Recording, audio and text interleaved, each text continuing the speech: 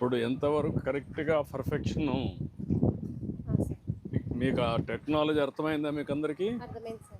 ఇది cards network ద్వారా అవుతుంది సార్. మనకి 2018లో ఇది ఇంప్లిమెంట్ చేశారు సార్. మనకి 70 సబ్ బేస్ స్టేషన్స్ ఉన్నాయి సార్. మెయిన్ స్టేషన్ మనకి విజయవాడలో ఉంటుంది సార్. ఇది 2 to 3 సెంటీమీటర్స్ యాక్యురేట్ ఉంటుంది సార్. ఇప్పుడు మీకు దీనివల్ల ఈ టెక్నాలజీ వల్ల మీ అభిప్రాయాలు ఏంటి? మీ అందరికి అవగాహన?